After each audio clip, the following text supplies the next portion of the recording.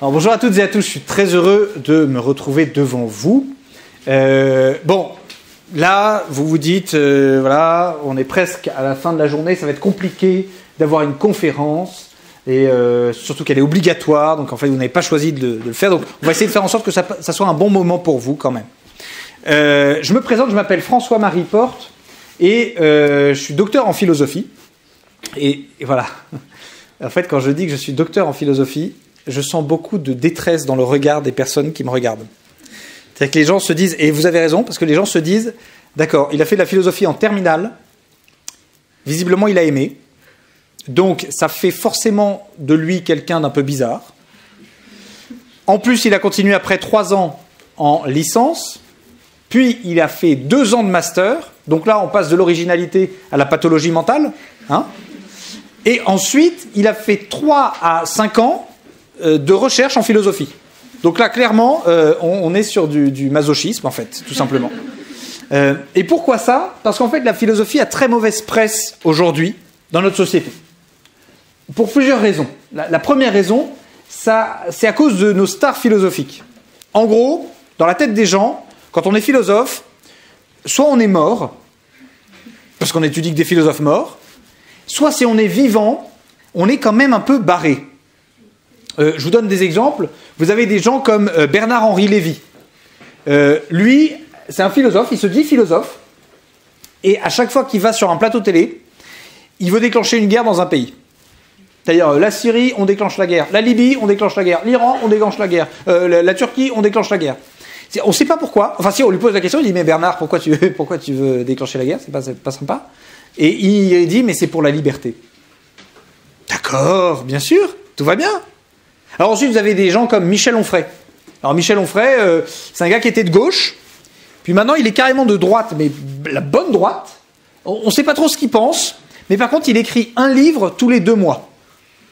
C'est-à-dire qu'il a un sujet, on lui parle, je sais pas, d'un truc de ta grand-mère, etc. Il pond un livre 2 mois plus tard sur ta grand-mère. Et en gros, c'est une boulimie comme si la philosophie c'était le fait d'écrire en permanence. Certaines personnes m'ont dit Zemmour c'est un philosophe. Non. Non, Zemmour c'est pas un philosophe. C'est un chroniqueur à la base, hein, d'accord. Donc il réagit à l'actualité, mais c'est pas un philosophe. La deuxième chose pour laquelle on a un petit peu de mal avec la philosophie, c'est l'université. Alors, moi j'ai fait une école de philo à Paris, c'était une école privée de philo, et là-bas, c'est limite les gens étaient en toge et en tongs et se baladaient dans les couloirs, tu sais. Et ils étaient en train, en plus, de se parler mutuellement de sujets de philosophie. Et puis, ce qui était terrible, c'est qu'ils se disputaient. Alors moi, je m'approchais pour écouter un peu la dispute. Et c'était des disputes de gens complètement cinglés. Tu vois, du style, non mais je te dis que le bonheur est d'abord dans l'activité. Non, il est dans le plaisir.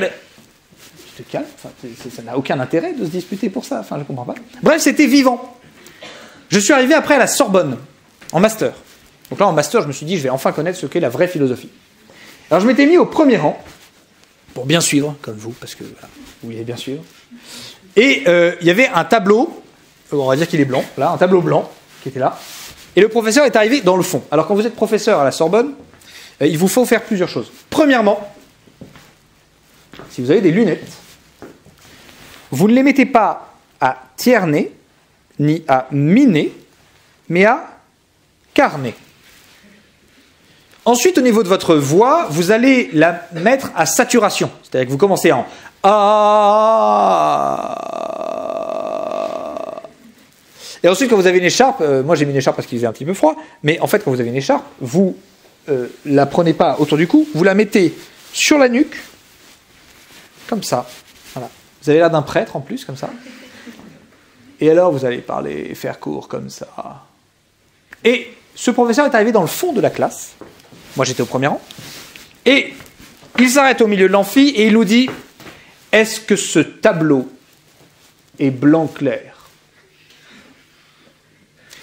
J'ai fait comme vous. J'ai rigolé. Parce que je me suis dit « C'est une belle question débile, ça. » Parce que pour ceux qui ne sont pas très réveillés, le blanc n'admet pas de nuance. Hein, plus foncé que le blanc, c'est du gris. Plus clair que du blanc, on ne sait pas. Personne ne sait ce que c'est. Donc il posait la question, est-ce que ce tableau est blanc clair?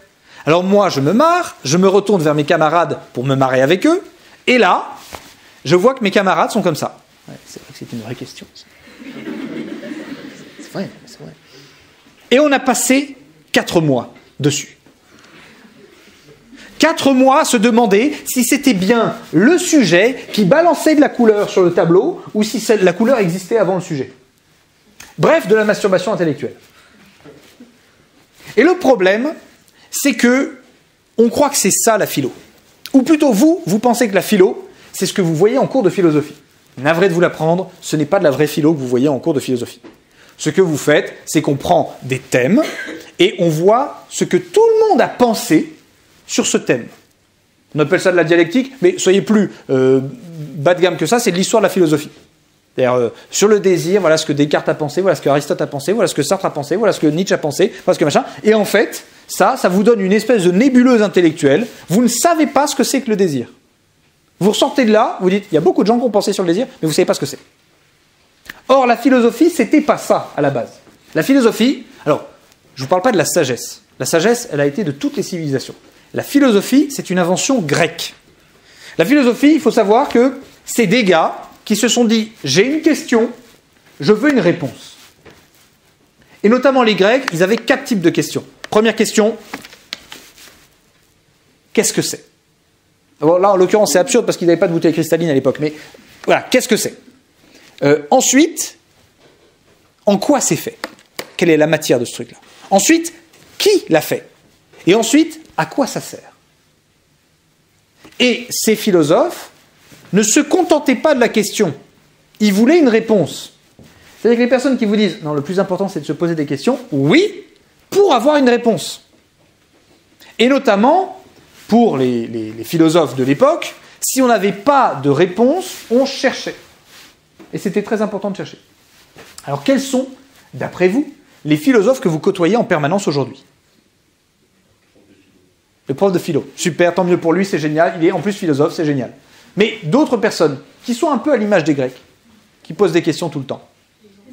Les enfants. Les enfants, justement, vont poser des questions tout le temps. Et ils vont poser des questions jusqu'à arriver soit à un refus de réponse, soit à une absurdité. Du style, maman, pourquoi tu travailles ? Eh bien, je travaille parce que j'ai choisi ce métier-là et que voilà, il me plaît. Et pourquoi tu as choisi de travailler ? Ben parce qu'il fallait bien que je gagne de l'argent. Oui, et pourquoi tu voulais gagner de l'argent ? Eh ben, déjà pour vivre, voilà. Mais pourquoi tu voulais gagner encore plus d'argent ? Ben pour que tu bouffes, déjà, voilà. Et puis pour que tu puisses faire des études plus tard. Et pourquoi tu veux que je fasse des études ? Et pour que tu aies un travail. Pourquoi tu veux que j'ai un travail ? Ben, pour que tu gagnes de l'argent et que tu puisses payer des études à tes enfants, afin qu'ils aient un travail, qu'ils puissent payer des études. Oui, casse-toi, hein, va jouer dans ta chambre, hein, tu m'intéresses pas. Souvent, ça va être ça. L'enfant va arriver jusqu'au moment où, on n'a pas envie de l'écouter. Et alors, aujourd'hui, on a un petit peu anesthésié notre capacité à nous poser des questions. J'ai un neveu, qui s'appelle Baptiste, qui a 4 ans et demi, me pose la question, le matin, vous savez, pendant le petit déjeuner, le moment où moi, il ne faut pas me parler. Voilà. Mais il me pose la question, François-Marie, pourquoi le soleil il se lève ? Vous avez 3 manières de répondre à Baptiste, dont 2 qui sont des échecs pédagogiques. Première manière, parce que Baptiste. Voilà, c'est un échec pédagogique, mais en fait, on vous en a servi beaucoup des parce que. Vous aviez des questions et on vous a dit, c'est comme ça. Arrête de te prendre la tête. C'est la prise de tête, en fait. Le parce que, vous voyez, ça vous dit simplement débranche. Regarde tes PMP. C'est plus tranquille. C'est plus sympa. Et d'ailleurs, les gens qui regardent ce genre d'émission, pardon Cyril, j'ai beaucoup de respect pour lui, mais ces gens qui regardent ce genre d'émission me disent, c'est pour me vider la tête. En quoi c'est rassurant ? En quoi ça me rassure, moi, qu'on me dise ça ? Non, mais moi, je regarde ça pour me vider la tête. Mais tu la remplis de quoi, après ? Qu'est-ce que tu fais ? Non, je la vide juste. Voilà, ça me vide. Alors, deuxième manière de répondre. Mais pourquoi il se lève ? Alors, écoute, Baptiste.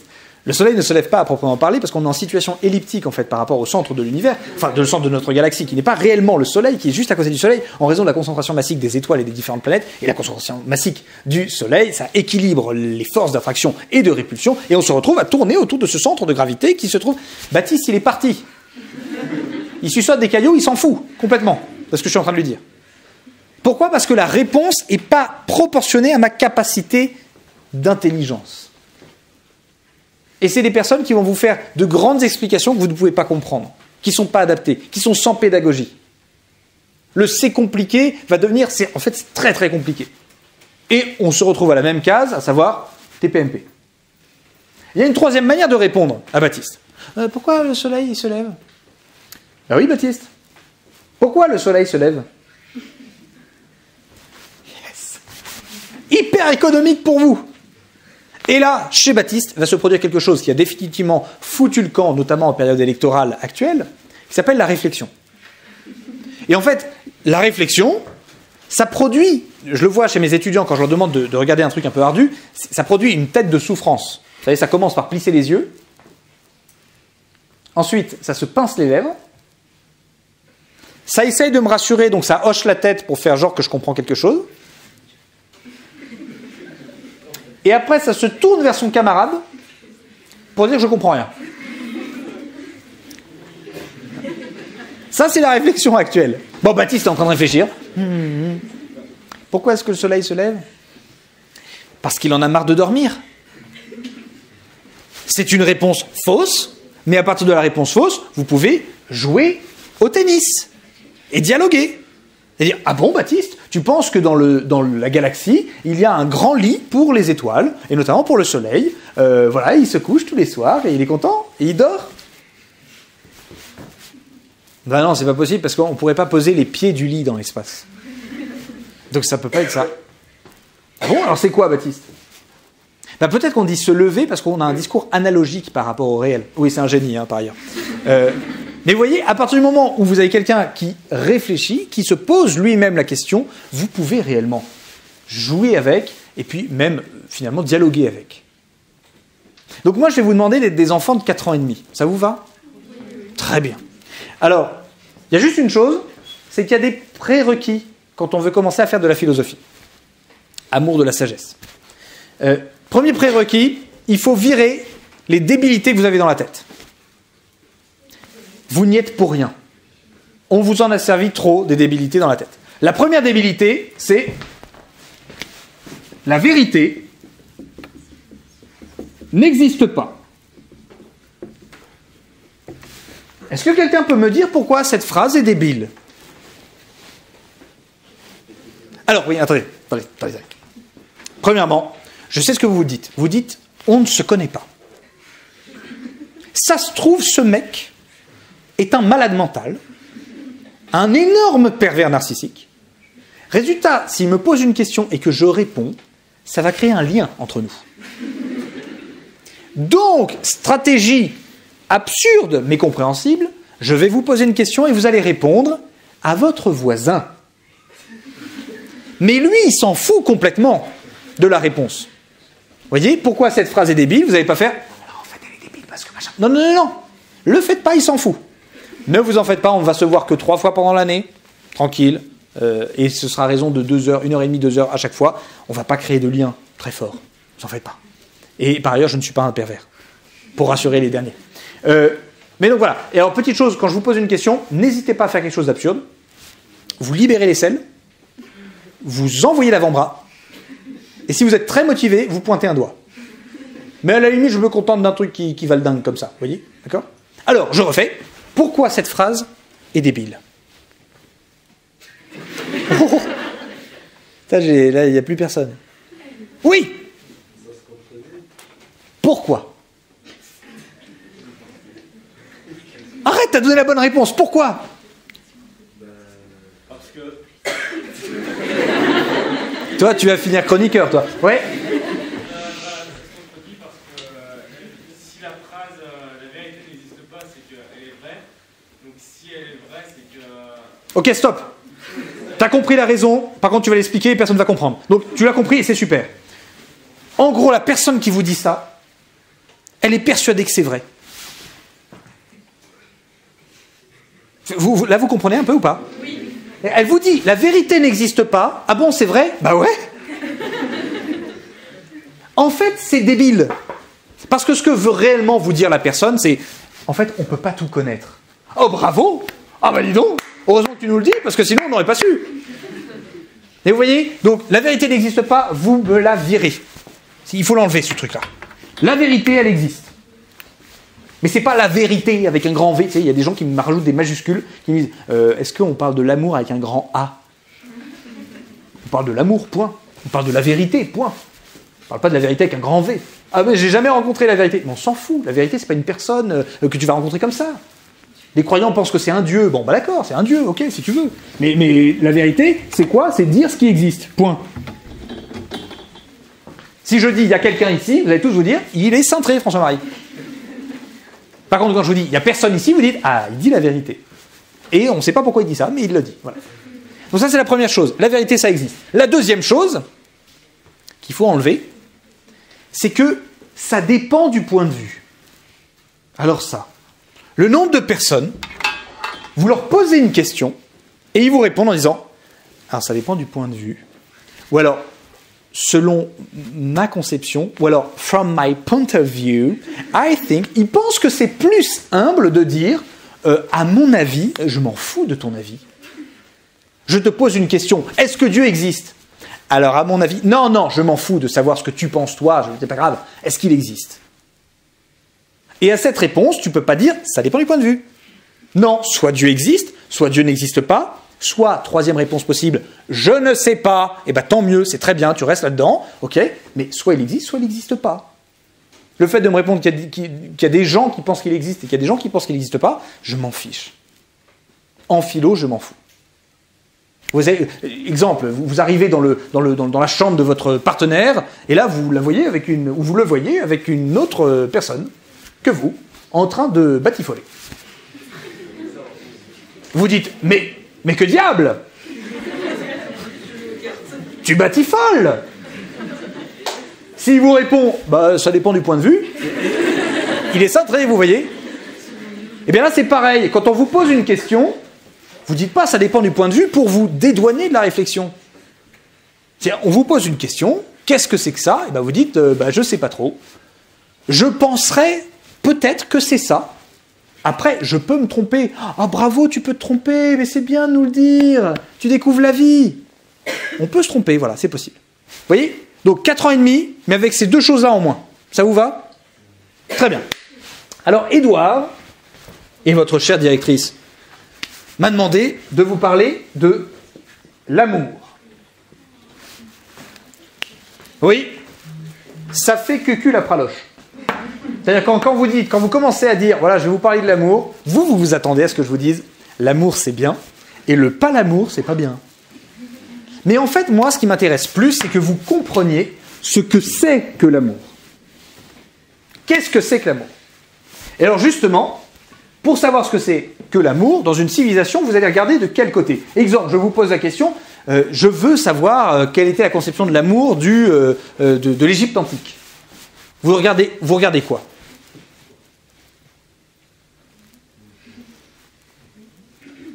Les écrits. Alors, quels écrits? Quels écrits? Les écrits antiques. Oui, d'accord, oui, ça c'est sûr. Des écrits antiques, d'accord, mais quel type d'écrits? En gros, tu vas regarder les menus qui étaient à l'époque, ou alors je sais pas, les documents comptables du pharaon, ou tu vas faire quoi? Non, mais par exemple, je sais pas, les livres de l'époque ou des choses comme ça. Ouais, qui racontent quoi? Qui sont quel style? De la philosophie. Ah, par exemple, de la philosophie. Ça parle pas souvent d'amour, la philo. Paradoxalement, hein. Oui? Les lettres. Les lettres. D'accord. C'est possible. Oui. Les mythes. Les mythes.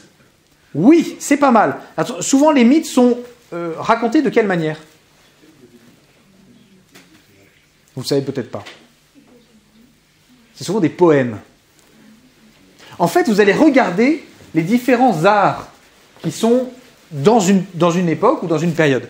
Alors, je vais vous demander, c'est quoi les arts qui dominent notre société? Ah bah. Ouais. Les peintures. Mais Mais vous êtes passé le mot. Au groupe d'avant, il y a un gars qui m'a dit la peinture et la sculpture. Tu crois vraiment qu'aujourd'hui, l'art qui domine, c'est-à-dire qui rapporte le plus de thunes, c'est le mec qui te fait des tableaux et qui te sculpte quelqu'un? Les tableaux, non? Mais pas du tout. Mais pas du tout. Il y a un marché, je suis d'accord, il y a un marché de l'art contemporain. Mais c'est pas l'art qui domine, oui. La musique, mais bien sûr. Et quoi d'autre? Ouais. Le cinéma, voilà. Les deux arts qui dominent. Non, mais j'ai rien contre la peinture, mais sors un peu, quoi. Voilà. Musique et cinéma. La musique et le cinéma. Alors, moi, qu'est-ce que j'ai fait? J'ai regardé dans les musiques tendances, dans la catégorie tendance, celles qui parlaient un peu d'amour. Et donc, on va commencer par les anglo-saxons, si ça ne vous dérange pas. Alors, attention, c'est parti.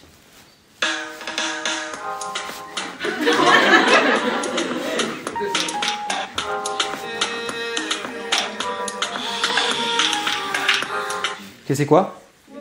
22. Doja Cat. Super, très bien. Alors, notre chère Doja, c'est elle qui parle. Je ne vais pas vous faire l'affront de parler anglais, je vais vous traduire directement. Je sais ce dont tu as besoin. Bah, c'est bien, c'est déjà très bien. Elle donne le décuple, viens là, Popa, plante ta semence. Ouais. Là, on ne parle pas d'un potager, hein. Et d'ailleurs, elle va l'expliciter un peu. Elle peut la faire grandir dans son ventre, une famille. Ok, merci Doja, tu nous très bien. Comment on fait les bébés, on a compris. Elle donne de l'amour qui est négligé et mal apprécié, tu vois, ouais. Tu ne peux pas le retourner. J'ai un goût délicieux. Tiens, on a l'impression que c'est quelqu'un qui a des paroles qui viennent d'un coup, comme ça. Elle est en train de vous parler d'un truc, on va faire une famille, etc. J'ai un goût délicieux. Voilà, attention. Tu as besoin d'une touche féminine chez toi. Le petit scud qui est envoyé, tu sais, en gros, c'est très moche chez toi. Il y a besoin d'un truc. Seulement, protège-la et mets-la en sécurité. Allez, on revient à l'aspect de la semence de la femme, de machin. Ok. Bébé adore mes hanches et ma taille. Non, on a un schizophrène en fait en face de nous. Il y a une meuf en chien qui est à l'intérieur, là. Et il y en a une autre qui veut fonder une famille. Tu sais, t'as vraiment les deux qui sont... Si féminine et gracieuse, je touche ton âme quand tu m'entends dire « boy ». Laisse-moi être ta femme. Ok, merci Doja. Donc tu nous renseignes sur quoi, Doja? Doja Cat. Elle nous renseigne sur une chose, c'est que il y a une tendance dans l'amour, aujourd'hui, hein, à se montrer comme un objet. Quand elle commence à dire, voilà... adore mes hanches et ma taille, j'ai un goût délicieux, etc. En gros, elle se présente comme, vas-y, prends. Je me mets sous ta consommation. Et par ailleurs, un désir plus fondamental de, on va vivre quelque chose ensemble, on va vivre quelque chose de profond ensemble, on va fonder une famille ensemble, etc. Alors ensuite, j'ai un peu triché, parce qu'elle n'est pas tout à fait anglo-saxonne.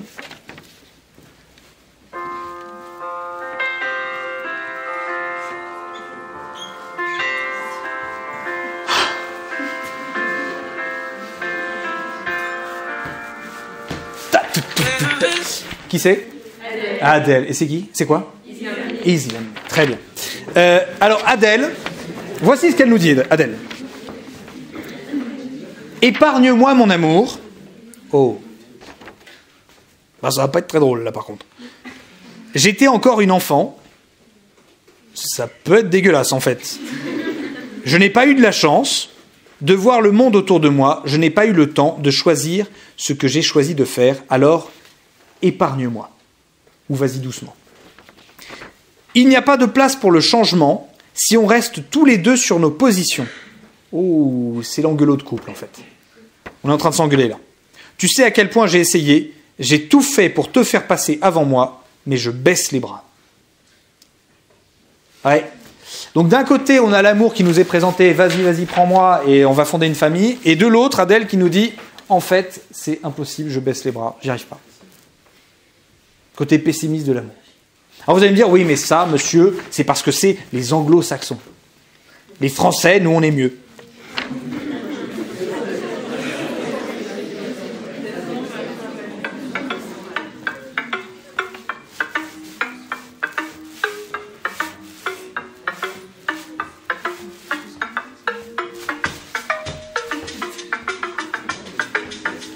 Attention.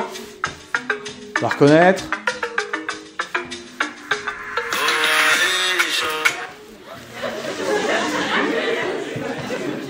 Alors c'est qui? Nino, très bien, ici. Aïcha, très bien. Alors Aïcha, alors lui, il commence tout de suite la musique en disant « Oh Aïcha, tiens-toi à carreau ». Et il dit tout de suite à sa gonze « Oh, tu te calmes maintenant ». Alors qu'est-ce qu'il va dire? Déçu par des fausses amitiés, Aïcha va tout réparer, même si c'est dur. C'est mon chouchou, c'est une bombe validée, mais désamorcer DeLorean dans le futur. Bon, parfois on ne comprend pas tout ce qu'il raconte. Mais on sent qu'il y a des métaphores. Vous voyez, il prend DeLorean dans le futur, Retour vers le futur, c'est un film, c'est une référence, très bien, ok. Oh baby lova, viens on s'endort à deux sur des sacs de love. C'est classe quand même, voilà. Oh baby lova, viens on s'endort sur des sacs de love. J'ai fini toute la bœuf. Tiens, d'impression, c'est le mec qui découvre un truc. Tu sais, il commence à dire, voilà, on a dormi tous les deux sur des sacs de love et... Ah bah j'ai fini toute la bœuf, dis donc. Il n'y en a plus. Voilà. J'ai acheté du Lanvin. J'ai fini chez Hermès. Avenue Georges... On ne comprend plus du tout ce qu'il raconte là. Qu'est-ce qui se passe, Nino, là? En fait, dans l'amour actuel, il y a une assimilation entre les moyens financiers et la qualité de la relation. Très souvent, et vous faites une induction quand vous regardez toutes les musiques, notamment du rap français, et du rap d'ailleurs de manière générale, avoir de la thune, c'est forcément avoir de bonnes relations. Alors, après on dénonce les michetots et compagnie, mais dans un premier temps, on se dit, c'est cool, j'ai de la thune, donc je vais forcément avoir de bonnes relations. Alors, on termine par une que j'aime bien.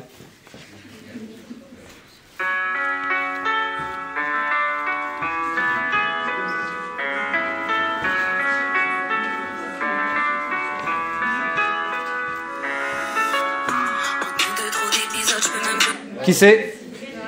Imenes, très bien. Et c'est quoi? Fantôme, très bien. Alors, Imenes, déjà. Elle, c'est la version française Adèle. Attention. J'ai pris la fuite comme une antilope. T'imagines Imenes comme ça. Ah, voilà. T'étais le poison, il n'y avait pas d'antidote. Oh, ça pique un peu, ça. Si tu veux que je développe, oui, je veux bien. Tu n'étais qu'une feuille blanche dans l'enveloppe. Tu sers à rien. Pas d'émotion, t'étais comme un clone. Moi, j'ai cru que t'étais dans ton rôle. Donc, j'ai crié pour que ça touche. Mais comment je vais toucher un fantôme? Elle écrit pas mal, hein. Il n'empêche, Imenes, elle est en train de vous dire que elle était dans une relation qu'on appelle les relations toxiques. La relation amoureuse, en fait, aujourd'hui, au travers de la musique, on le voit, elle est parasitée par cette peur de la relation toxique, par la peur d'en baver.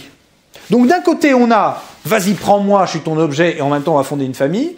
De l'autre, on a « j'en peux plus, en fait, j'y arriverai pas ». Ensuite, on a « vas-y, balance la thune ». Et en dernier, on a « en fait, on va crever ». Dans la relation, on va crever. Donc vous voyez, tout ça, ça manifeste réellement la conception qu'on a de l'amour. On a toutes ces choses-là en même temps. Alors ensuite, il y a le cinéma. Alors avant, Édouard peut témoigner, c'est qu'avant, je prenais des films actuels et je me disais, bah vas-y, tu vas étudier chaque film. En fait, je me suis rendu compte que c'était tout le temps la même chose. Ça n'est pas différent. Voilà. Et donc, il y a deux catégories de films. Le film plutôt kawaii et le film plutôt bourrin. Voilà. On va prendre d'abord l'aspect kawaii. Alors kawaii, qui vous parle d'amour. Vous prenez un nul, vous prenez une nulle. Une nulle. Une nulle selon Hollywood, c'est qui? C'est quelqu'un qui a un boulot de merde, qui est joli mais qui ne se met pas en valeur, qui a un groupe d'amis, vous savez en plus avec l'image que Hollywood peut avoir des geeks, par exemple. Hein. Donc, je ne sais pas d'où ils sortent leurs geeks, mais en tout cas, voilà. Et puis voilà, qui est au sous-sol d'un building, et vous arrivez au tout début, elle doit aller faire des photocopies à l'étage, parce qu'en plus, il n'y a même pas de photocopieuse dans son sous-sol. Voilà. Et elle pense au suicide, évidemment. Parce que, voilà, Hollywood, pas de boulot, suicide. Voilà.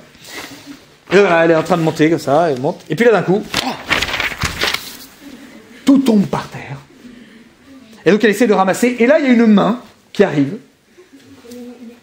en contre-plongée, et qui l'aide à ramasser. Elle, c'est Brenda. Et lui, c'est Jason. Et Jason, c'est qui? C'est le fils du patron de la boîte. Et elle vient de lui renverser tout son jus d'orange sur sa chemise. Et donc elle fait « Oh, pardon, Jason, j'ai pas... excusez-moi, voilà. » Jason, lui, il voit ce petit oiseau tomber du nid. Il fait « Oh, mais alors, qu'est-ce qui se passe? Mais t'inquiète pas, mais non, mais ça va très bien. » Et là, s'ensuit 45 minutes de rien. Il se passe rien dans le film.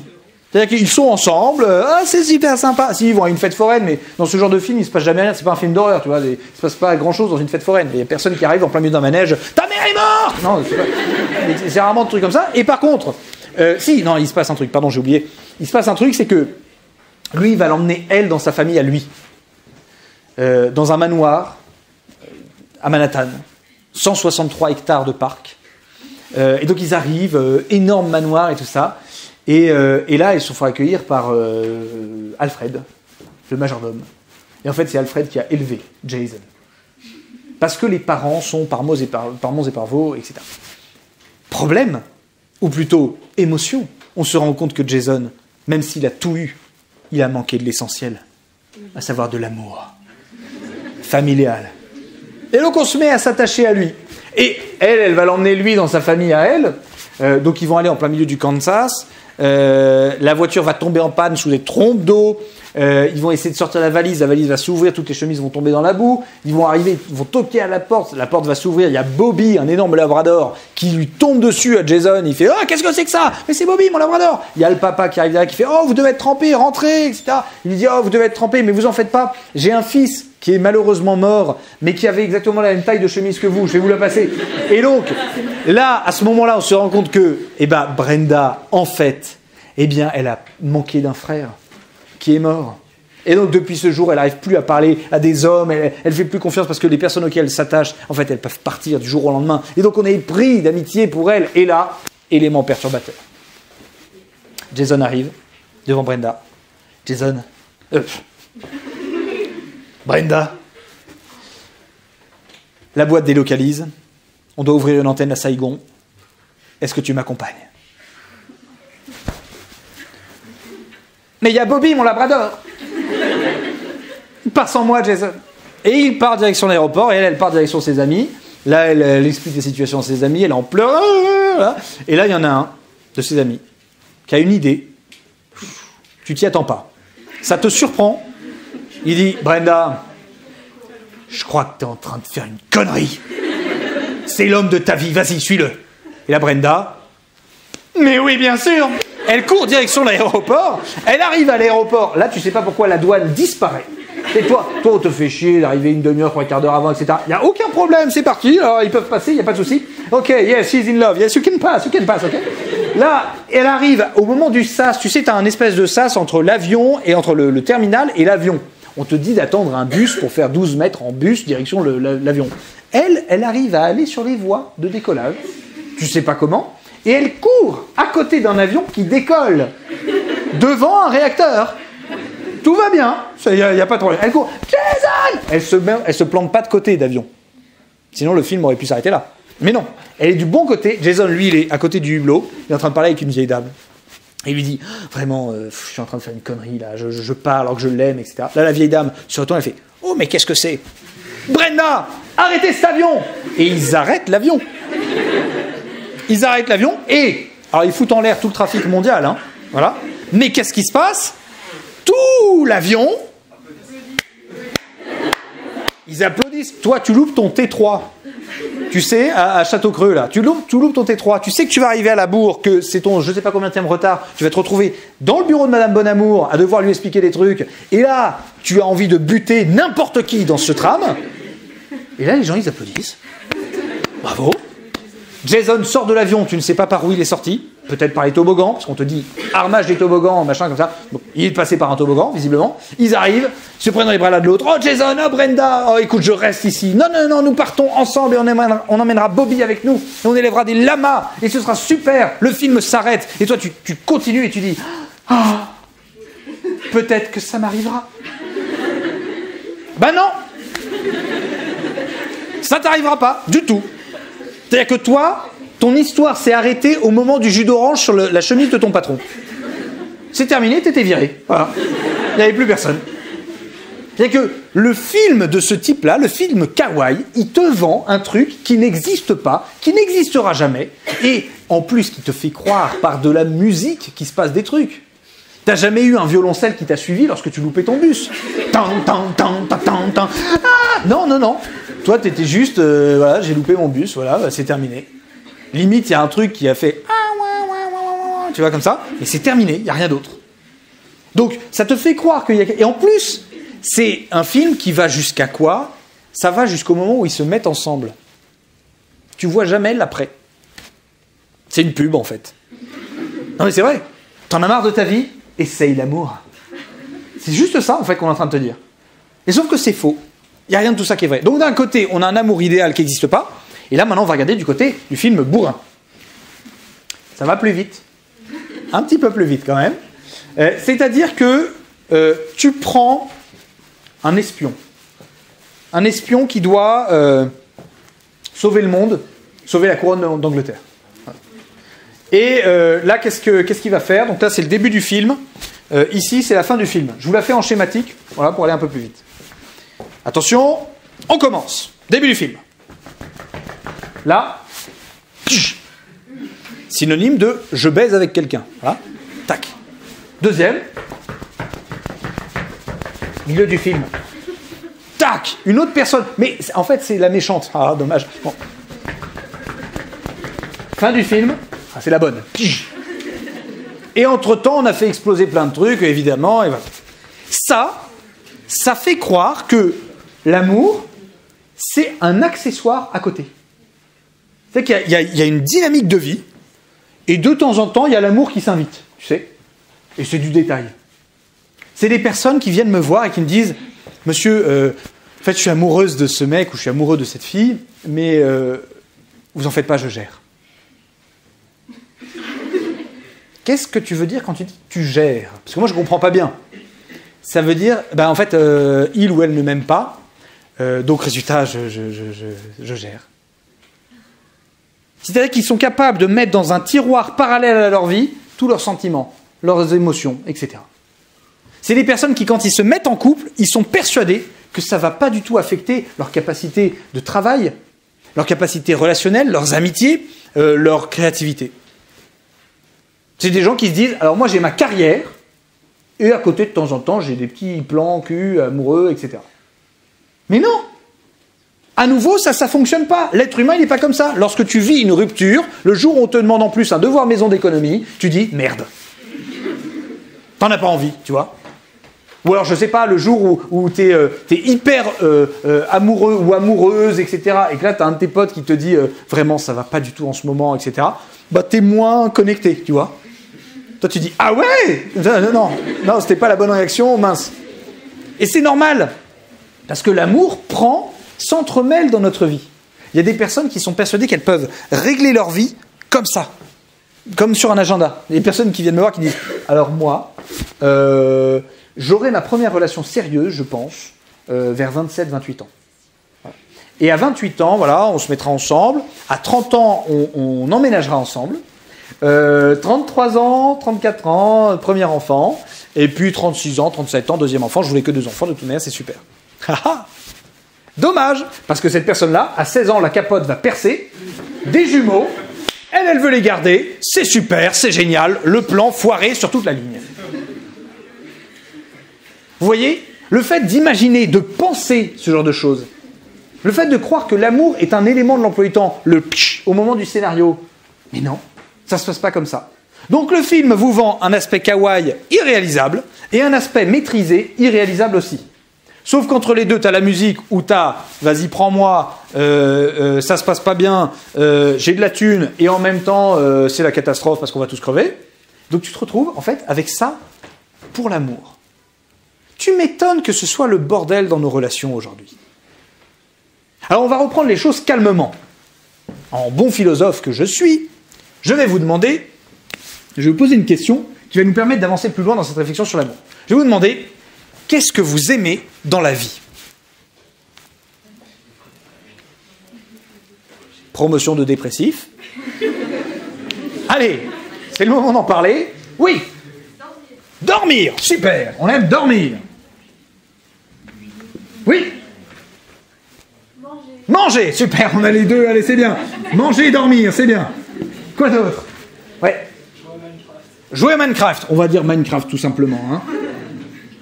Parce qu'on imagine que, bon, ouais, on peut aimer. Oui. Sortir avec nos amis. Sortir avec nos amis. Rigoler avec nos amis, d'accord. Parce que sortir, tu sais, tu peux sortir d'une pièce avec des amis. C'est rarement kiffant, mais bon. Donc, on va dire des soirées entre amis. Voilà, très bien. Comme ça, on peut... Voilà. Avec des amis. Ok. Oui. Boire. Attends, j'ai une question. Boire tout court? De l'eau, point? Ouais, allez, on va mettre boire et puis un petit astérix quand même à côté. Hein. Voilà. Ouais. Voyager, super. Enfin, je dis super, ça dépend où, mais oui. Quoi d'autre? Ouais. Le foot. Le mec, il dit même plus les déterminants. Foot. Allez. Ouais, tu notes, c'est ma chose, là, vas-y. Allez, quoi d'autre?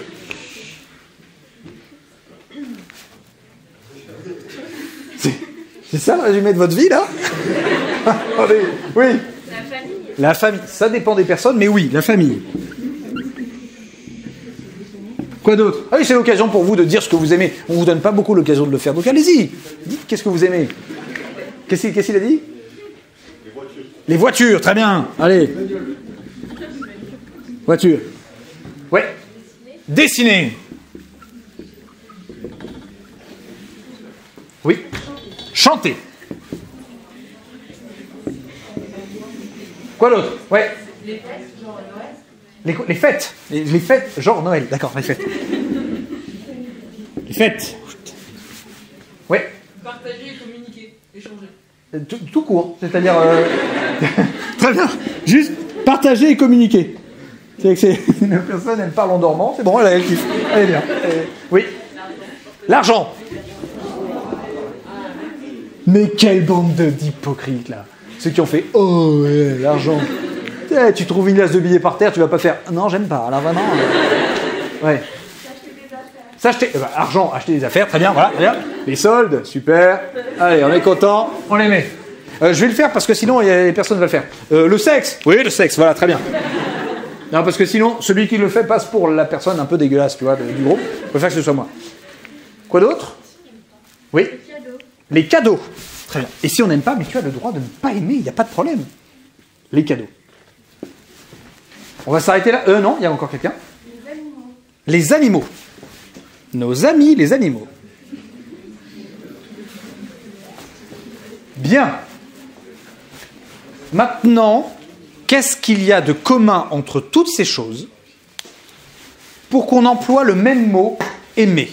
C'est-à-dire qu'on dit « j'aime chanter », « j'aime le sexe »,« j'aime les cadeaux »,« j'aime Minecraft »,« j'aime les amis »,« j'aime boire »,« j'aime les voitures ». Comment ça se fait que pour toutes ces choses complètement différentes, on dise « j'aime ». Qu'est-ce qu'il y a de commun entre toutes ces choses? Oui. On prend du plaisir. C'est la première réponse qu'on va pouvoir dire. Le plaisir. Alors, pendant un temps, j'ai pensé que c'était ça. Mais en fait, non. Parce que toutes ces choses peuvent te faire éprouver du plaisir. Mais ce n'est pas ce pourquoi tu les aimes. La preuve, dans ta famille, et c'est souvent le cas quand il y a des drames familiaux, tu aimes les personnes, même si la situation familiale te fait éprouver un horrible déplaisir. Les amis, vous savez, les meilleurs amis, c'est ceux qui viennent te voir en milieu de soirée et qui te disent « là, tu te comportes vraiment comme une merde ». Ils te font absolument pas plaisir quand ils te disent ça, mais tu sais qu'ils t'aiment et tu les aimes pour ça. En revanche, là où je suis d'accord avec toi, il y a du plaisir dans les choses que nous aimons. C'est-à-dire que j'aime quelqu'un et donc il y a du plaisir dedans. Mais ce n'est pas ce pourquoi je les aime. Pourquoi je les aime? Oui. Ça correspond à un désir. C'est pas mal. Mais il y a des choses, alors c'est pas mal. Je nuance juste un peu. Tu vas aimer des trucs même si tu ne les avais pas désirés. Et tu vas découvrir en toi des trucs, tu te dis, ah pétard, mais en fait, j'aime bien. J'avais même pas imaginé. Tu débarques dans un pays que tu connaissais pas, tu dis, ah bah je kiffe en fait. Oui. On leur porte, il y a une attention, ça c'est vrai. Il y a une attention particulière qui est donnée aux choses que l'on aime. En fait, je vais vous mettre un peu sur la voie. Parmi vous, il y a quelqu'un, pas parmi vous, mais une fois, il y a un étudiant qui a répondu « J'aime les maths ». Voilà. Il y a toute la promotion qui lui est tombée dessus. J'ai dit « Mais ça va pas, mais t'es complètement con ou quoi ça va ?» Et en fait, il avait dit « Non mais laissez-moi tranquille, j'aime les maths ». Pareil, il y avait un étudiant, avant j'avais pris une musique de Jul. Et donc je l'avais un peu étudié, j'avais pas ce que j'ai fait juste avant. Et il y a un étudiant qui était fan de Jul, qui est venu me voir à la fin, qui a dit « Monsieur, je n'ai pas du tout apprécié ce que vous avez fait avec Jul. Je pense que vous ne connaissez pas bien son talent artistique. » Et il a sorti son casque, et il me l'a mis sur la tête, et il m'a dit « Je vais vous faire écouter, et je vais vous expliquer. » Et il m'a expliqué. Et je me suis dit, tiens, j'aime pas. Toujours pas. Mais je comprends qu'on puisse aimer. Pourquoi? Qu'est-ce qu'avait vu ce jeune homme que moi je ne voyais pas? En fait, c'est très simple. Lorsque vous aimez quelque chose, c'est que vous y avez vu un bien. C'est aussi simple que ça. Dès lors que vous percevez un bien dans une chose, vous l'aimez. Et dès lors que vous percevez un mal dans une chose, vous ne l'aimez pas. Ou plutôt, vous allez avoir de la répulsion par rapport à lui. Alors on va regarder nos différentes fenêtres que nous avons pour saisir le bien. Alors c'est très long d'effacer. Voilà. Surtout que ce panneau, ça fait plusieurs années que je viens. Chaque année, il est de pire en pire. En termes de stabilité, oula, c'est jailli d'un coup. Alors, je reprends. Le bien. Le bien, vous pouvez le voir, tout d'abord, d'un point de vue sensible. Alors, l'amour, il y a un bien. D'un point de vue sensible, c'est-à-dire que nous avons des fenêtres sur le monde qui s'appellent les sens. L'aspect sensible de la réalité. Comme nous avons une capacité de conscience et une capacité de verbalisation quant à ce que nous concevons, eh bien nous sommes capables de saisir le beau. Chose que les autres animaux ont un peu plus de mal à faire. Nous avons une grande capacité à faire ça. C'est-à-dire que nous sommes capables de dire à quelqu'un « tu es beau, tu es belle ». La méduse en plein milieu de l'océan ne commence pas à se dire « ce soir c'est strass et paillettes pour moi les amis, je suis canon ». Non, c'est pas ce genre de truc. Pareil, les géraniums ne se disent pas « le bleu te va plus que le rose quand même ». Non, vous voyez, c'est pas ce genre de choses. Nous sommes capables de dire « tu es beau, tu es belle ». Mais, notre culture a un petit peu atténué cet aspect-là. On ne va plus dire à une femme qu'elle est belle. On ne va pas lui dire « t'es belle ». On va lui dire quoi? « T'es bonne ». On va lui dire « t'es bonne ». Mais qu'est-ce qui est bon? Un bon kebab. Un bon McDal, un Burger King, enfin bref, vous trouvez ce que vous voulez. Un truc qui se bouffe, quoi. Bref, quand la personne te dit « t'es bonne à bouffer ». Pire, t'es fraîche. T'es fraîche, c'est la viande fraîche, hein. C'est sympa, tu vois. C'est à bouffer. Je veux te bouffer. Et d'ailleurs, on le voit, parce qu'en fait, c'est une objectivation. C'est un petit peu la première musique qu'on avait vue, vous savez, vas-y, prends-moi, je suis un objet, etc. Le fait de dire tu es bonne à quelqu'un, c'est que je te rends objet. Je te rends objet de consommation. Et on le voit, parce que le dragueur de rue, par exemple, mesdemoiselles, vous le savez, lorsqu'il vous aborde, alors il ne vous dira pas t'es bonne ou t'es fraîche, s'il est un peu plus élevé. Il vous dira t'es charmante. Mais il ne comprend pas ce que ça veut dire, mais il s'en fout. Il pense que ça convient. Donc il vous dit mademoiselle, mademoiselle, t'es charmante. Je peux avoir ton 06, 07, on s'en fout. Et là, comme à un enfant à qui vous dites non pour son jouet, ou pour son McDo, ou pour son kebab, il va se rouler par terre. Ah, mademoiselle, t'es charmante, tu me passes ton 07 ? Eh, ça va, je t'agresse pas. Eh, ça te pue, ouais. Tu passes de charmante à prostituée en 2 secondes. Alors qu'en plus, la prostituée, c'est pas le bon terme, parce que la prostituée, en fait, on lui demande, elle dit oui. Du moment qu'on paye. Donc il vous agresse, parce que vous dites non, il vous dit que vous êtes une prostituée. Enfin, vous voyez, il y a des choses qui vont pas très bien. Mais voilà. Et donc ça, c'est une objectivation. Le t'es belle qui est gratuit, qui te laisse tranquille, en fait, t'es belle, point barre, et bien en fait devient t'es bonne, t'es à moi. Alors, je sais très bien, mesdemoiselles, là, vous êtes en train de vous dire, franchement, il a tout compris à la condition féminine. Franchement, heureusement qu'il parle comme ça pour les mecs, c'est quand même très bien. Mais vous faites la même chose, mesdemoiselles. Le t'es beau, il est devenu quoi ? Non, pas t'es bon. non, personne ne dit ça, t'es bon. Devenu quoi, le t'es beau ? C'est devenu t'es trop mignon. Oh, t'es trop chou. Oh, t'es mignon, t'es chou. Oh, non. Tu sais, comme un petit chaton avec un nœud rose, là. Oh, non, poutou. Oh là là. Oh, on parle la même langue. Oh là là. Oh, oui. Sauf qu'à un moment, le chaton, vous savez, quand vous emmerdez un chat, il vous fait très vite comprendre qu'il ne faut pas l'emmerder. Il balance un petit coup de griffe. Et là, le chaton, qui était tout mignon, tout gentil, il devient... Ouh là là, mais t'es un connard. Et là, direct. C'est par exemple le « tu me casses les couilles ». Eh mais ça va, tu me parles pas comme ça. Attends, je suis une personne humaine, ok ? Pas venu ici pour souffrir, hein ? Moi, clairement, au tout début, tu me comprenais, voilà, mais là, c'est terminé, hein ? T'es un connard. La frustration. Exactement le même enfant qui se roule par terre dans le rayon des jouets, tu vois. Le « t'es beau, t'es belle, t'es mignon, t'es bonne ». Et donc, il faut apprendre à réévaluer, rehausser notre langage par rapport à l'amour, et par rapport à l'amour sensible. Et d'ailleurs, soyez vigilants, le « t'es beau et t'es belle » va varier d'intensité en fonction de la personne qui vous le dit. C'est-à-dire que si, par exemple, une demoiselle arrive dans son groupe d'amis, et là, son groupe d'amis lui dit « Oh, t'es vraiment trop belle ». Et bien là, elle va dire quoi ? Merci. Intérieurement, je sais. Et oui, sinon je ne m'habillerai pas comme ça tous les matins. Tandis que, si c'est sa target, dont elle entend le fait que, si c'est un mec par exemple, elle entend le fait que lui il a dit « Franchement, elle est fraîche, putain ». Elle va dire « Ah mais ça va, il a dit j'étais fraîche, ça suffit quoi, franchement ». Mais en même temps, je suis un peu contente. Et oui, parce que, justement, quand la personne vous le dit, et qu'elle compte pour vous, eh bien, le fait qu'elle reconnaisse en vous un bien sensible, c'est positif.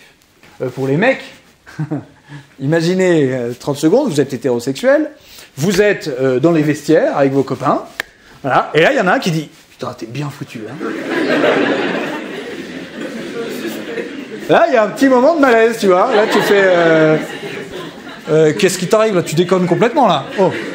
En revanche, quand il entend qu'une demoiselle pour qui il a plutôt d'affection commence à dire « Franchement, il est hyper bien foutu. » Eh ouais, c'est moi. Et vous voyez, en fait, ce bien sensible nous permet de révéler des choses. Et, alors, j'ai parlé de la beauté, mais ça va être les odeurs, ça va être le tactile, ça va être la vision, évidemment. Ça va être beaucoup de choses qui sont par nos biais sensibles. Ça, c'est le premier bien qu'on va voir. Le deuxième bien, il est un peu plus compliqué. Et c'est un bien qui est relatif à votre imagination et à votre mémoire. En fait, nous avons tous en nous des cases d'interprétation de ce qui est bien pour nous, issues de notre vécu ou de notre imagination. Exemple, des psychologues se sont rendus compte d'une chose, c'est que en fonction de la personne qui aura eu le plus d'importance pour vous dans votre éducation, vous allez considérer que toutes les personnes qui lui ressemblent sont forcément bonnes. Je donne un exemple, vous avez une relation hyper simple, hyper vraie, hyper bonne avec votre père, qui est barbu, eh bien, je caricature à fond, hein, eh bien, tous les barbus que vous allez rencontrer, spontanément, intérieurement, en vous, il y a quelque chose qui va vous dire, c'est quelqu'un de cool. Alors que pas forcément. Et remarquez bien, dans les classes, dans les promotions, dans tout ce que vous voulez, parfois dans le travail aussi, il y a des personnes, vous ne pouvez pas les blairer, vous ne savez pas pourquoi. C'est-à-dire que vous les rencontrez, vous dites, je ne peux pas te saquer. Tu ne m'as rien fait. Tu es même plutôt sympa, tu es plutôt joli, tu es plutôt tout ce que tu veux, mais je ne peux pas te blairer.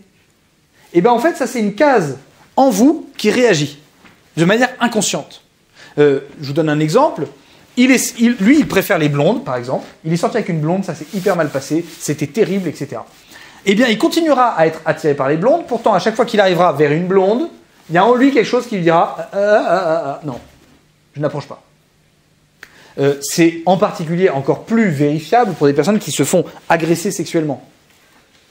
Vous savez, ou des personnes qui subissent un abus quelconque, un abus psychologique comme un abus physique, etc.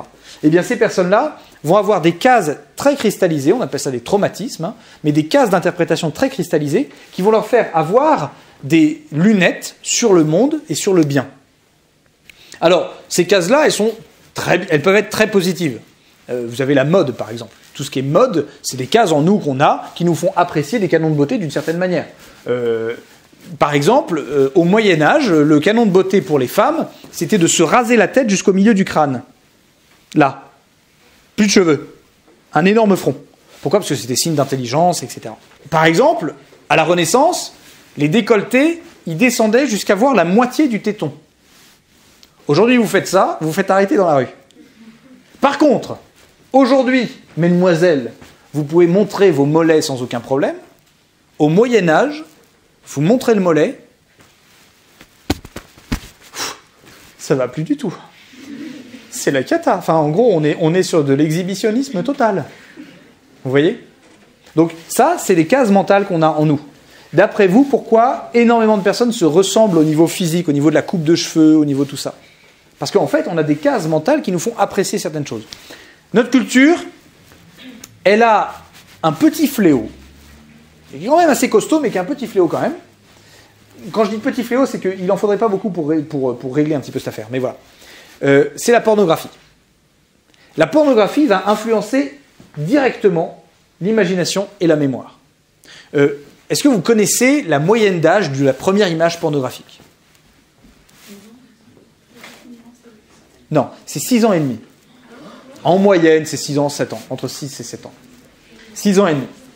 Oui, parce que l'iPad est là, parce qu'il regarde devant les enfants, enfin des trucs comme ça.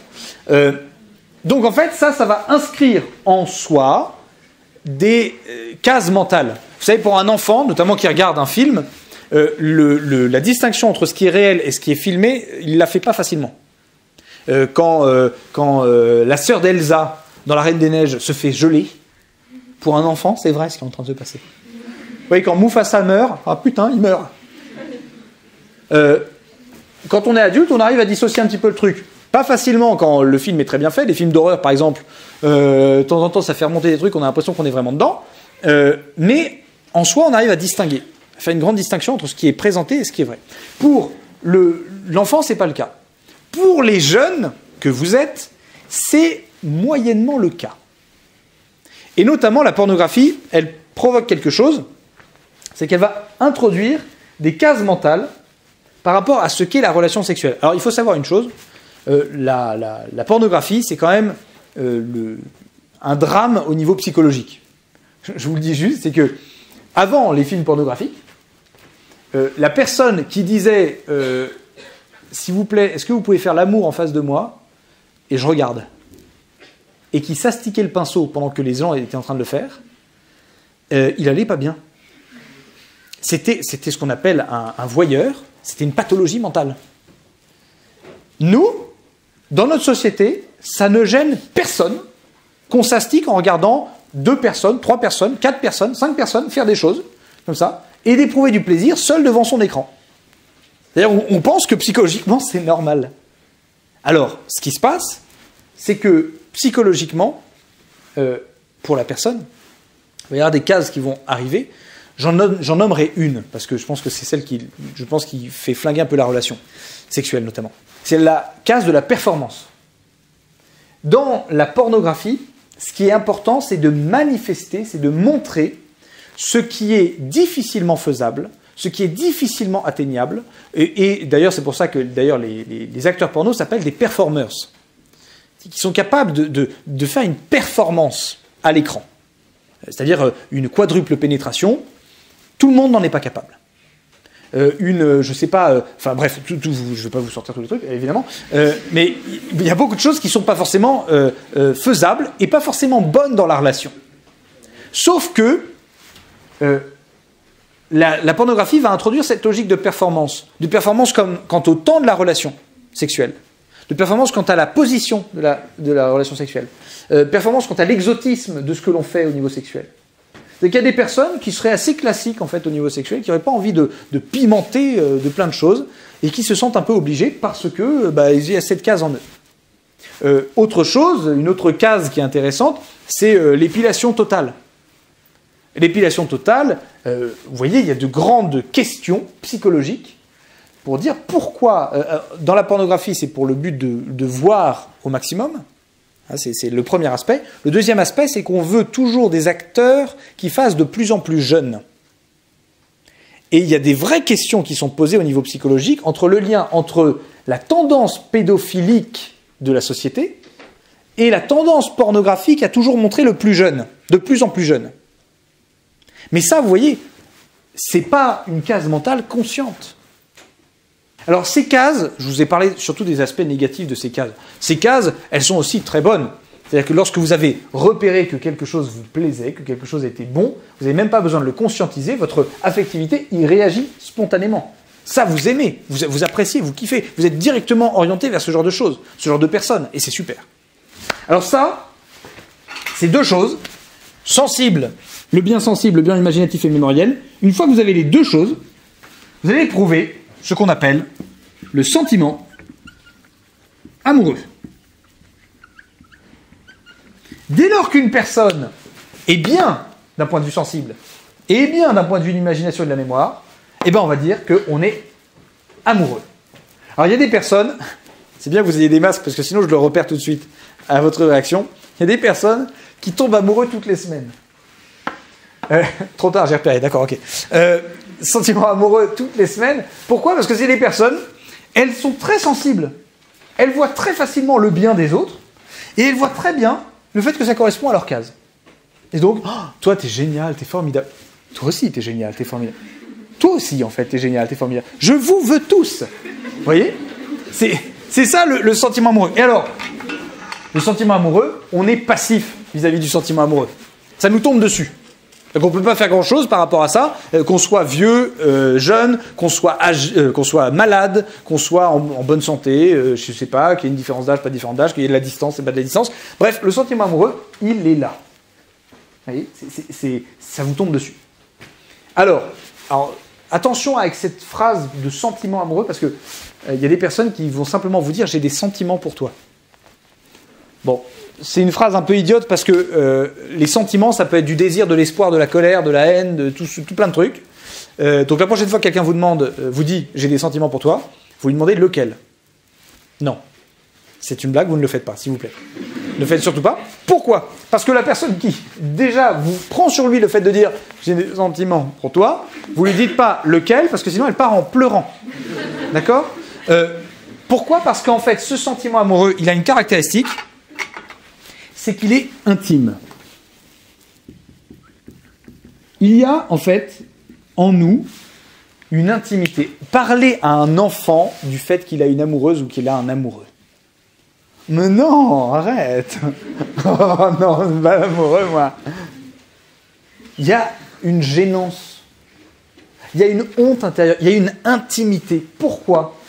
Je ne sais pas si vous avez remarqué, j'ai été un peu intrusif avec vous. Je vous ai demandé ce que vous aimiez dans la vie. Et il y a certaines personnes, elles ont accepté de le faire, spontanément. Il y a d'autres personnes, peut-être que cette question les a gênées. Pourquoi ? Parce que quand on dit ce qu'on aime, on dit qui on est. On révèle quelque chose de nous. Quand quelqu'un vous dit « j'ai des sentiments pour toi » ou « je suis amoureux de toi », il dit quelque chose de lui. Parce qu'en fait, il dit quelque chose vis-à-vis duquel il n'a pas le choix. C'est comme ça, il est amoureux de vous. Alors, le fait de dire « j'ai des sentiments amoureux », c'est différent de « je t'aime ». En France, on a de la chance, c'est que j'ai des sentiments pour toi, le toi, il est à la fin. Alors que dans le je t'aime, le toi, il est au milieu. Alors pour bien comprendre ce que ça désigne, je vais vous demander de vous tourner vers votre voisin ou votre voisine. Ne vous en faites pas, je ne vais pas vous demander de lui dire je t'aime, pas de problème. Il y en a déjà qui l'ont fait. On n'a même pas besoin de leur demander, il y a certaines personnes, ils sont « Ah, vas-y, c'est bien ». Alors, c'est bien parce qu'il y en a certains qui jouent carrément le jeu, il y a des gens qui font « Vas-y, qu'est-ce qu'il faut que je demande ?» Et il y a d'autres qui ont juste fait un coup d'œil en scred, tu sais, c'est bon, j'ai vu, qu'est-ce qu'il y a maintenant on fait quoi En fait, cette personne que vous venez de voir, elle est unique. Elle est... Voilà. Alors c'est très drôle parce que là, vous avez des personnes qui se protègent un peu, qui disent « Ah, t'es unique, ah, je suis unique. » Voilà. Et en fait, il y a des personnes qui savent très bien que, quand je dis ça, c'est plus grave, c'est des personnes souvent qui ont perdu des proches. Ils savent très bien qu'en fait, le fait de dire qu'une personne est unique, ça veut dire que personne ne pourra la remplacer. Vous voyez, quand il y a quelqu'un qui perd, par exemple, quelqu'un qui perd un frère, vous n'allez pas lui dire « Mais t'inquiète pas, t'en as 3 autres. » Non. Non, ça ne marche pas. Parce qu'en fait, la personne que vous aviez en face de vous, c'est la seule qui pouvait être en relation comme elle l'était avec vous. Quand on dit « je t'aime » à quelqu'un, on désigne cette unicité. Le fait que la personne est unique à mes yeux, que je la vois comme unique. Parce qu'en réalité, je pourrais être amoureux de 15 000 personnes. En revanche, lorsque je dis « je t'aime », je désigne une personne, singulière là. Alors je peux aimer beaucoup de gens, mais quand je dis « je t'aime », c'est « je t'aime toi pour ce que tu es toi ». Depuis combien de temps cette personne est unique? J'ai entendu quoi? Depuis sa naissance. C'est normal que tu dises ça, ne t'en fais pas. C'est parce que c'est la première logique que l'on a aujourd'hui, c'est de croire que la personne commence à exister qu'à partir de sa naissance. Sauf que la personne n'est pas dans un statut de bouillabaisse ratatouillec au moment de l'accouchement. Tu vois, il n'y a pas une ratatouille à l'intérieur du ventre de la mère. Et au moment de l'accouchement, dans le vagin de la maman, et voici Damien. Vous voyez, ça ne se passe pas comme ça. La personne est unique parce qu'elle a un code génétique unique. Et d'ailleurs, quand une personne fait une fausse couche, vous ne lui dites pas « T'inquiète, t'en auras d'autres ». Non. Elle a perdu un bébé. Elle a perdu celui-là. Il n'y aura pas d'autres codes génétiques qui lui ressembleront. Celui-là qui avait son histoire, qui avait son machin, qui avait ses émotions, ses problèmes, etc. Évidemment. Mais voilà. Quand vous dites « je t'aime » à quelqu'un, vous lui dites « je t'aime, toi, pour ce que tu es, toi ». Quand vous commencez à dire à quelqu'un pourquoi tu l'aimes, si la personne vous répond parce qu'il est beau, parce qu'elle est belle, parce qu'elle est bonne, parce qu'il est mignon, parce qu'il est gentil, parce que en fait, il me fait penser à quelqu'un que j'aime beaucoup, ou alors parce que vraiment, elle ressemble à une actrice que j'adore. Si vous en êtes encore là, vous êtes au niveau du sentiment amoureux. Et c'est très bien, c'est une bonne chose. Par contre, quand on vous dit pourquoi tu l'aimes et que tu es pris d'une énorme panique parce que tu ne trouves pas d'argument, pourquoi tu l'aimes? Parce que c'est lui. Parce que c'est elle. Et ça, c'est le seul argument qui vaut en amour. Parce que lorsque tu aimes à ce niveau-là, tu es plus au niveau simplement sensible ou imaginatif et mémoriel, tu es au niveau de ton intelligence et de ta volonté. Et donc il y a un troisième étage qui englobe les deux autres, hein, un troisième étage dans le « je t'aime ». Et là, tu vas te mettre à faire des choses étonnantes, carrément absurdes. D'une part, tu vas te mettre à changer tes goûts. C'est-à-dire que, parce que tu aimes une personne, tu te dis, mais attends, à la base, moi j'aimais les blondes, elle est brune. Moi, à la base, j'aimais les grands, et lui, il est petit. À la base, j'aimais les vieux, lui, il est jeune. Bon, c'est bizarre, mais voilà. Pareil, je ne pensais pas changer sur mes avis, sur ce que j'aime dans la vie. Et pourtant, en côtoyant l'autre, je me mets à aimer des trucs que je n'étais pas censé aimer. Et je me mets à faire des trucs un peu absurdes, c'est que je me mets à me dire, mais l'autre est un bien. Et je veux son bien. Alors ça, c'est complètement aberrant. C'est-à-dire que l'autre est un bien, bon ça on peut le comprendre. Il est beau, il est joli, et tout ce que tu veux, etc. D'accord. Mais en plus, l'autre, je veux son bien. Et alors là, tu vas faire quelque chose encore plus absurde. Moi, ça fait 4 ans que je suis marié. Et avant ces 4 ans, il a fallu que je prenne la décision de me marier. Et c'était en décembre que j'ai pris cette décision. Je me suis dit, allez, je vais la demander en mariage, parce que j'ai envie, et je ne savais pas quoi. Je me suis dit, attends, ralentis Wistiti, pourquoi tu veux te marier? Et là, j'ai pas dormi pendant un mois. Je me suis dit, bon, attends, qu'est-ce que tu veux, qu'est-ce que tu fais, comme ça. Enfin, j'ai découvert pourquoi je voulais me marier. Et donc, début janvier, j'ai voulu faire les choses bien. On est allé au Croisic, c'est dans l'ouest de la France, au bord de l'océan, en fait, sur la plage Valentin, sur la côte d'Amour. Et on se balade. Et là, je fais un truc absurde, je fais ceci. Dans la vie, tu t'agenouilles pas souvent, hein, sauf pour récurer des trucs par terre, mais en fait, la plupart du temps, quand tu t'agenouilles, c'est soit devant ton roi, ça court plus les rues, en fait, le roi, hein, aujourd'hui, soit devant ton Dieu, et dans les deux cas, c'est que tu signifies à l'entité ou à la personne qu'il est supérieur à toi et qu'il peut te buter. Quand tu t'agenouilles devant la personne que tu vas demander en mariage, tu lui dis quoi?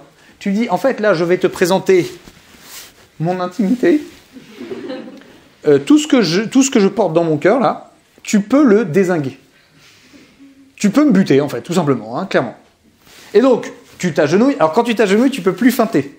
Tu peux pas faire, et voilà, c'était l'étirement des adducteurs, ça va beaucoup mieux, c'est bon. Non, c'est pas possible. Quand tu t'agenouilles, c'est parti. Alors, en plus, la personne en face, elle te voit t'agenouiller, c'est la panique. C'est-à-dire qu'elle a l'océan qui est derrière, des rochers et compagnie, je l'ai bloqué, je peux rien faire, et voilà. Donc là, je lui pose la question, est-ce que je lui fais tout un truc, est-ce que tu veux m'épouser? En gros, je lui disais quoi? Je lui disais, est-ce que tu accepterais que je passe ma vie à essayer de contribuer à ton bonheur? Parce que ton bonheur, eh ben, c'est le mien. Et ça, je peux vous assurer que c'est vrai. C'est terrible à dire, mais quand j'ai passé une sale journée, par exemple, et qu'on se retrouve le soir, et qu'elle a passé une super journée au taf, et qu'elle me dit « Oh, c'est trop bien, c'est génial, etc. » Et ben moi, je me mets à faire « Oh, c'est trop bien. » Je suis content. Et comme elle me voit content, et ben elle est contente. Et comme moi, je la vois contente, du fait que je sois content, du fait qu'elle soit contente, et ben je suis content. Et comme elle me voit content, enfin, vous voyez, on peut continuer comme ça longtemps. Mais en fait, c'est ça le cercle le cercle vertueux de l'amour, en fait. Le bonheur de l'un fait le bonheur de l'autre et inversement. Alors moi, j'étais là comme ça, voilà, est-ce que tu veux m'épouser? Elle sait très bien que sa réponse qui va s'exprimer en un mot, c'est soit oui, soit non. Si c'est entre les deux, ça va pas, tu vois. C'est est-ce que tu veux m'épouser? Alors en fait, il faut que non, c'est terminé. Là, tu sautes, tu vas dans l'eau, on s'en fout, mais voilà.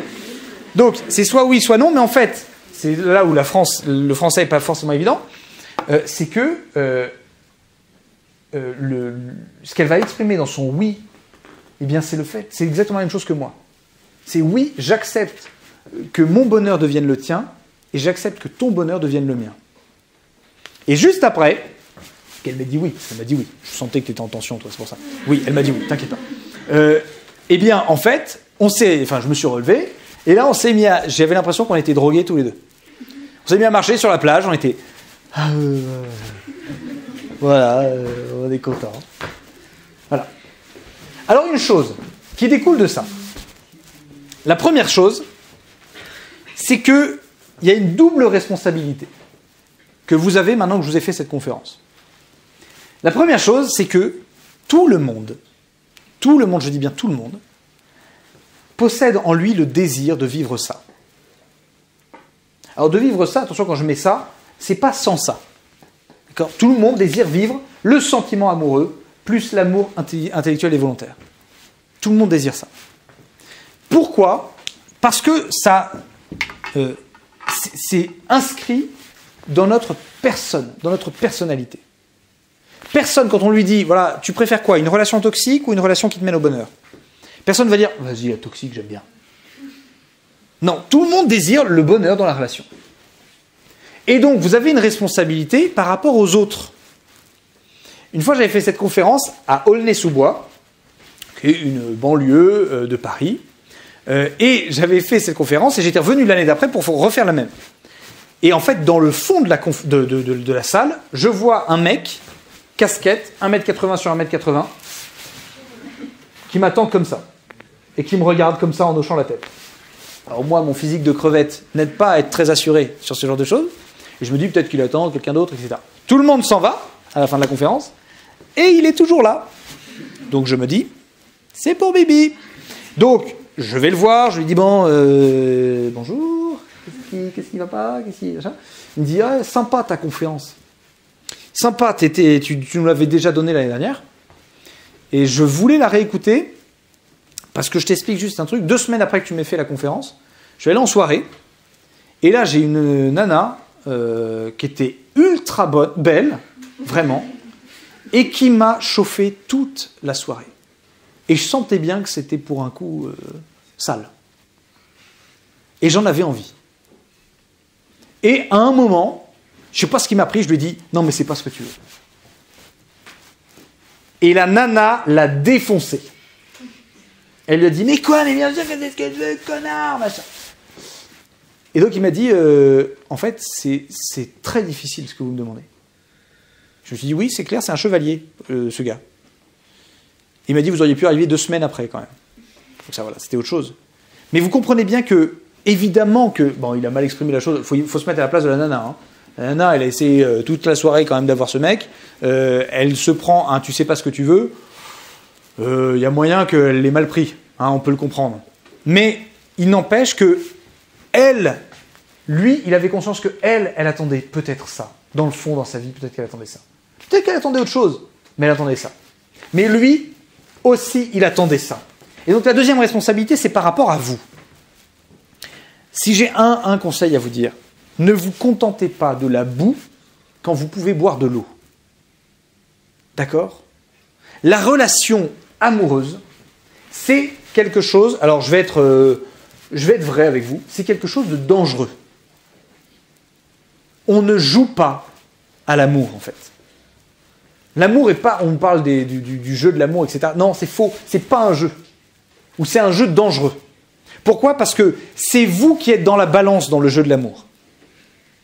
Quand vous vous mettez en relation avec quelqu'un, c'est vous qui êtes dans la balance.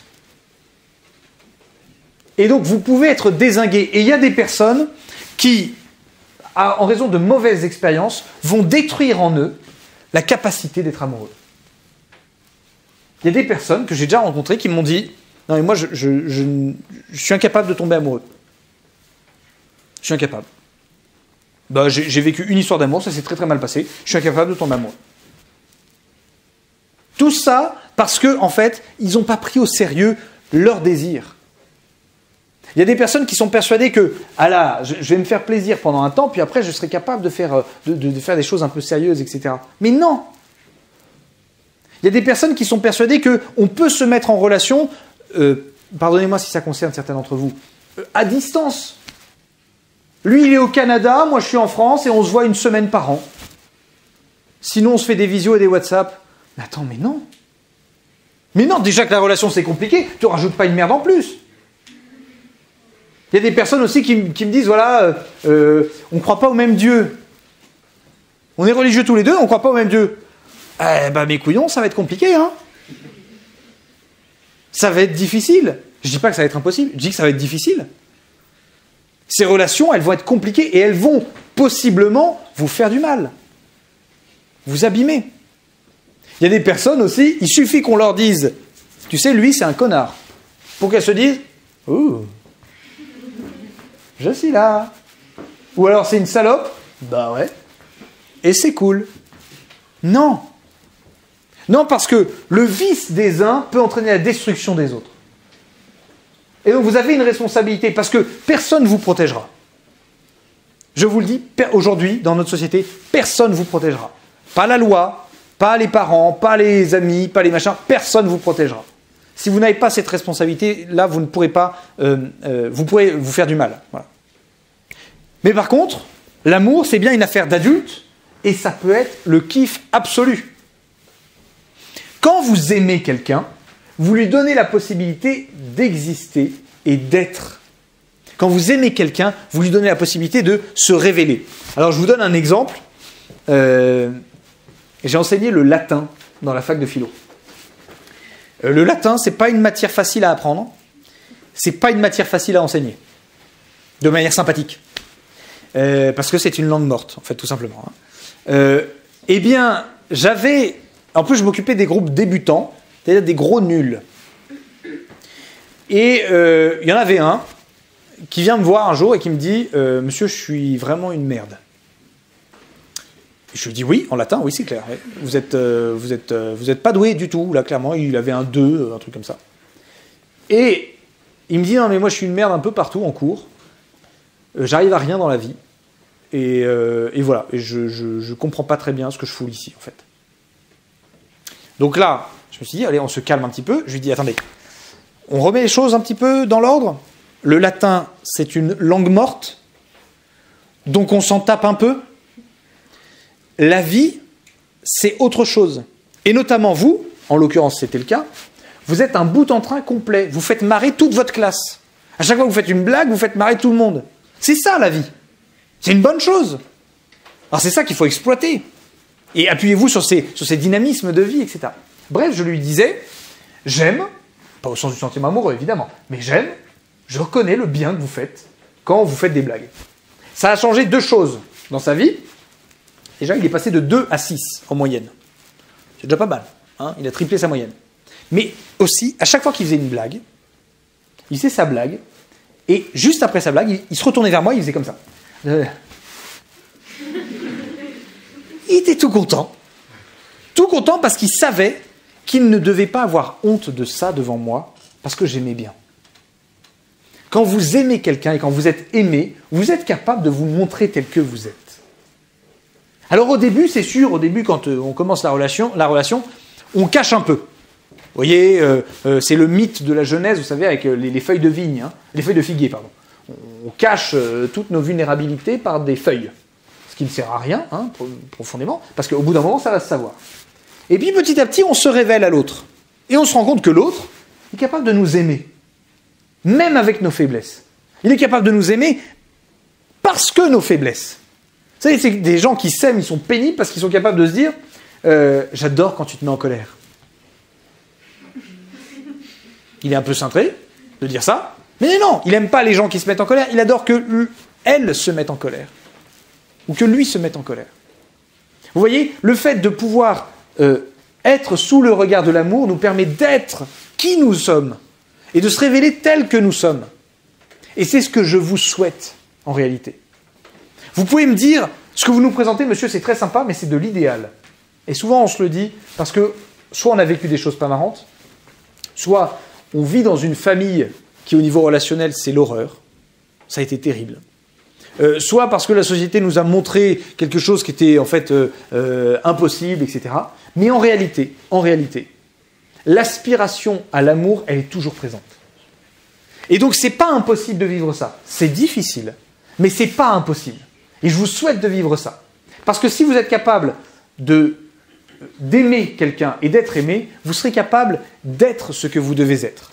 Et si vous êtes ce que vous devez être, vous mettrez le feu au monde entier. Merci beaucoup pour votre attention et je suis dispo pour des questions si vous le souhaitez.